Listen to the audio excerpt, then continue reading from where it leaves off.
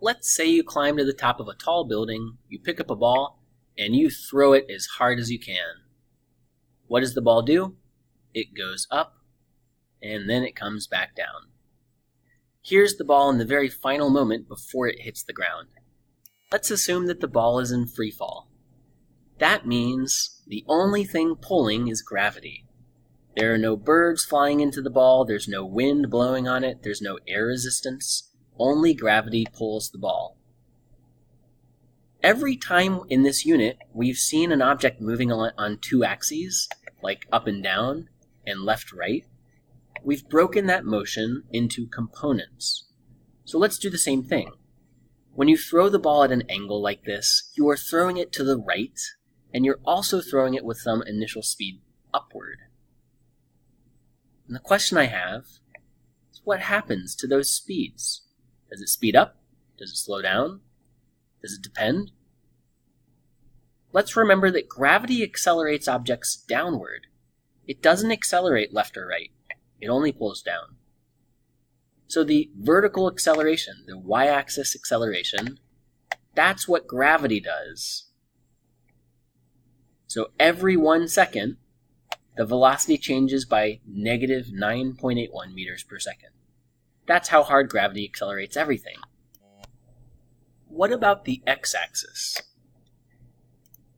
On the x-axis, the acceleration tells us how much the velocity changes, but how much the horizontal velocity changes. Okay. Gravity doesn't pull left or right. And the only thing that pulls is gravity, so there's nothing pushing or pulling the object left or right. Therefore, there is zero acceleration on the x-axis. As the ball moves to the right, it does not speed up or slow down horizontally. It continues to travel with the same exact x velocity that you gave it at the very first moment. What about the y velocity? It slows down and then it speeds up. That's the same as anything that gets thrown upward into the air. So again, the x velocity does not change. It's the same value every moment. And the y velocity slows down. It stops at the very top. The y velocity is 0 at the top. And then it speeds back up on the way down. Now that we have the two components drawn in, like right here, we can connect the 2D velocity vector again. Here, what's the resultant velocity, the total velocity? It's that. Here, we've already shown the total velocity. There's no second arrow to connect. Then we could draw this resultant, this resultant, this resultant, and we can see with these black arrows that the ball is traveling up and then back down. The black arrows show the total resultant 2D velocity.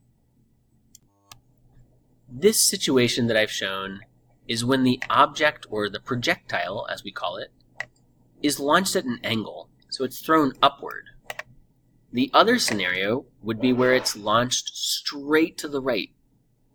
When you throw it with this initial velocity, you are not throwing up or down, you are only pushing and throwing it rightward. What happens now? The same thing, it falls down. Just like we said, the horizontal velocity is always the same. Why? Because gravity doesn't accelerate left and right. It only accelerates down. So when you throw this ball, you're not throwing it with any y velocity. At the very beginning, it's only moving right. It's not going down.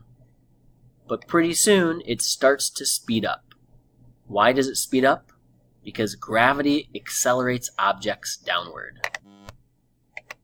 So just like before, the x velocity is constant, the y velocity is accelerating. We could draw the resultant, the combined effect of these two velocities, and it looks like this. Here, the resultant is like this. And we could put the rest into the picture. So we've learned about two scenarios: projectiles that are launched horizontally and projectiles that are launched at some angle. In both cases, the x velocity does not change. And in both cases, the y velocity accelerates downward. Why?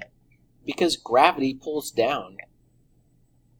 Final thing we can say is that in this picture on the left, the initial velocity here has no y component. The y component would be 0 because the arrow doesn't point up or down, it only points to the right.